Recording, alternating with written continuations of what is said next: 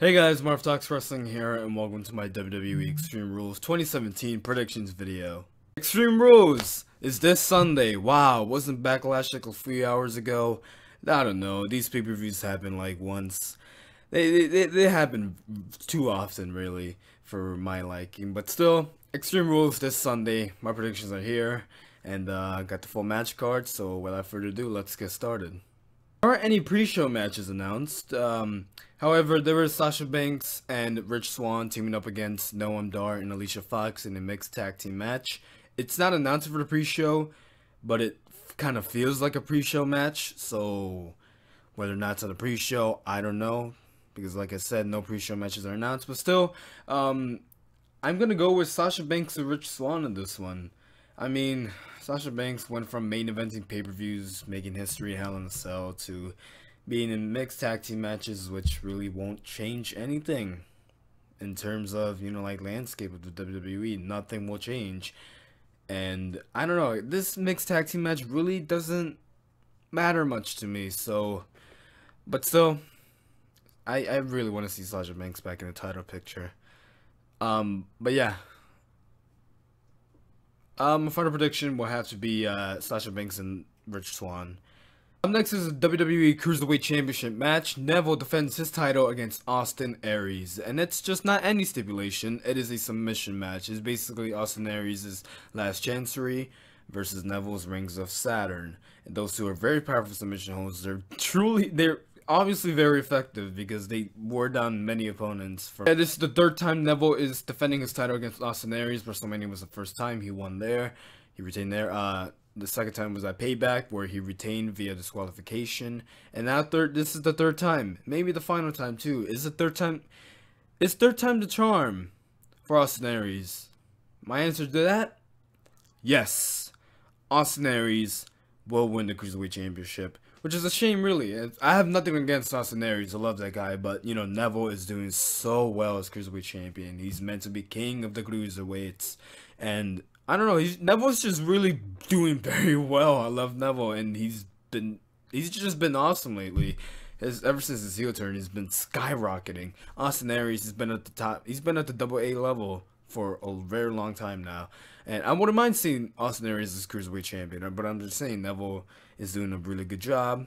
Hopefully, if he does lose the title Sunday, hopefully he doesn't downgrade, to the really low card. Or maybe if he does lose the Cruiserweight title, maybe he can move up to the regular roster and go for things like the Intercontinental title, or hell, maybe even become the Universal Champion. But who knows? But that's the future. I don't want to foreshadow too much. Final prediction is Austin Aries will capture the Cruiserweight Championship. And we have the Raw Tag Team Championship match. It is the Hardy Boys, Jeff Hardy and Matt Hardy, defending their titles against Sheamus and Cesaro. And a steel cage match, nonetheless. Knowing the Hardy Boys, I really thought they were going to choose like a TLC match. Maybe they'll save that for December, but, last year TLC was a SmackDown pay-per-view, so I don't know what they're going to do there. And, yeah, but still, Hardy Boys, they're really rolling now. There's no way they're going to lose the titles. My prediction has to be the Hardy Boys. Nothing against Sheamus and Cesaro. I think those two are awesome. But, the Hardy Boys, they're really skyrocketing as tag team champions. And it's going to be a total shame if they lose the titles now. With all this momentum they have. I don't have anything else to say, really. Final prediction, Hardy Boys retain the titles. Oh, the Raw Women's Championship match. Kendo stick on the pole match. They took a page out of Vince Russo's book, basically. Alexa Bliss defends her title against Bayley, and a kendo stick on the pole match. Basically, the goal of this match is to get the kendo stick and just beat down your opponent with it. And it's stupid. I'm just gonna go with it. It's stupid. It's really stupid. The "Hey Bayley, this is your life" segment of Raw. It was the worst. It was definitely the worst segment of 2017, and I wasted a whole 12-13 minutes of my life watching that segment. It was absolutely disastrous. It was horrendous. Whoever wrote that segment should be sacked because that was terrible. Especially because especially because their women's title match is this Sunday. You know, you need a good build up to it. This basically just killed off all the momentum. But, I still like Alexa Bliss. She's definitely not one of the best wrestlers, but she knows how to talk smack, no pun intended. She knows how to work her character well. Bayley, she's already a great wrestler. She obviously has the heart of the fans. But, I don't know. This feud is just, ever since that segment of Raw, this feud has really just flourished for me. So, I really want Bayley to win the Raw Women's Championship. I want to see Sasha Banks versus Bayley at SummerSlam for the Raw Women's Championship. That would be such a sight to see, especially live. If I can get a SummerSlam ticket, to see that live, that'll be amazing. Even to see that at home, that'll still be amazing. But still, yeah, I do want Bayley to win the Raw Women's Championship, but WWE are really high on Alexa Bliss, and it's very unlikely that she will be losing the title anytime soon. It's the sad truth. I like Alexa. I have one of her shirts, but let's be honest, she's not really, you know, when it comes to wrestling ability, she's not up there with Bayley. I just really want to see a lot from Alexa Bliss. She's definitely improving. She had her best match with Bayley at Payback. It was one of the best women's matches of the year. But hopefully now hopefully Bayley can bring the best out of Alexa Bliss. And hopefully Alexa Bliss can show some true hardcore ability. Because it's a freaking candlestick on this pole match. I'm just sugarcoating everything right now. I turned face. And, yeah, I'm sorry. I really don't know what else to say. Final prediction. This is actually quite tough. I'm going to go with, like I said, WWE really high on her. Alexa Bliss. My prediction, Alexa Bliss will retain the Raw Women's Championship. First of all, what I don't get about this match is, you know, if you don't get the candlestick before your opponent, are you even allowed to use it? That's the part I don't get. Let's say Alexa Bliss gets the candlestick first. Is Bayley allowed to use it if she reverses the move? I don't know. I'm just... And we have the Intercontinental Championship match. Dean Ambrose defends his title against The Miz. This feud, I don't know, it's just been like overshadowed by every other feud. I completely forgot Dean Ambrose was the Intercontinental Champion. But this has to be one of the dumbest stipulations I've ever seen. If Ambrose gets disqualified, he will lose the title. So I'm guessing that stipulation is going to come into play. Knowing The Miz, I really want to see him as Intercontinental Champion. It's a shame, really, because he had the feud of the year with Dolph Ziggler when he was back in 2016. It was such a great feud. He built so much prestige for the Intercontinental title, and ever since Dean Ambrose won it, it's just been flourishing. I like Ambrose, but he has done nothing for the Intercontinental Championship, and I really want to see Miz with it because he knows how to use that. He knows how to bring prestige to the Intercontinental Championship.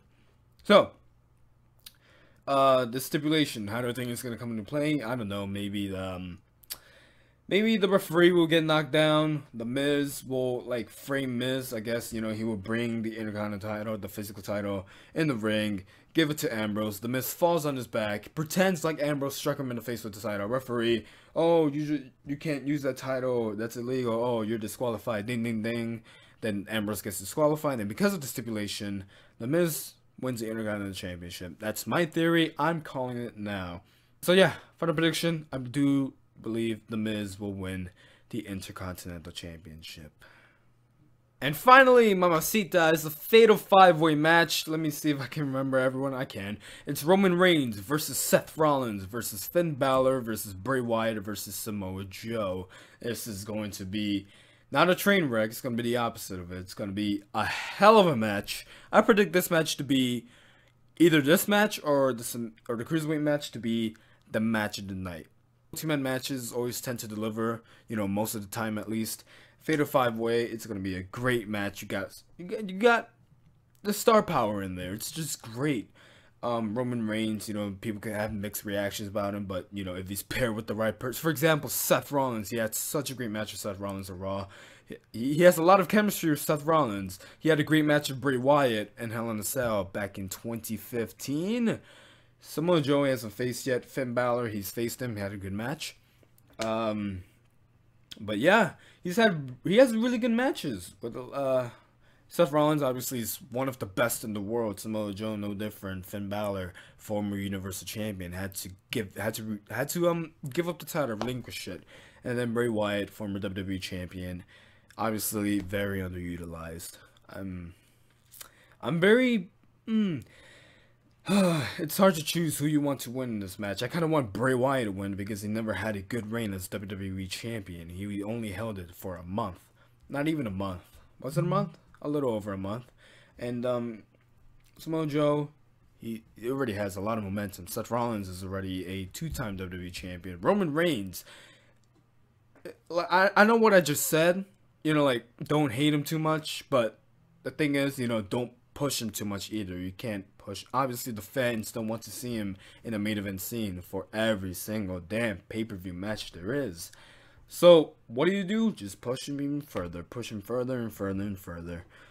And it's a shame, really, because Roman Reigns is I feel like he's underrated. I like Roman Reigns. He definitely has a lot of potential to be one of the best wrestlers in the world. But the thing is, you can't keep pushing him as if he's the best in the world. You know, he's the main event talent. He's the underdog. Roman Reigns is not an underdog. He's he's what, 6'5", and he's brolic as hell.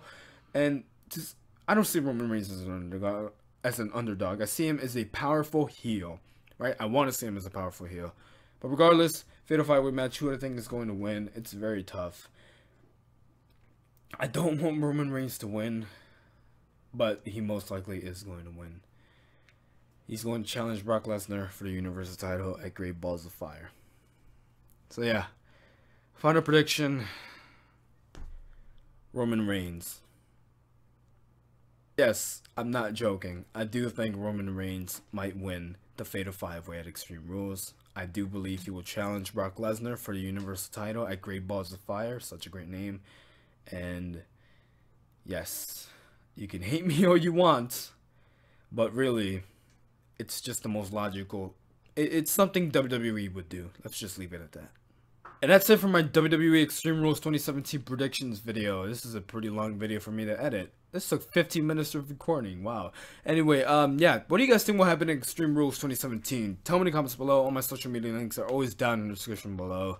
Any support such as liking, sharing, and subscribing is greatly appreciated. Thank you guys for watching. I'll see you next time. Peace.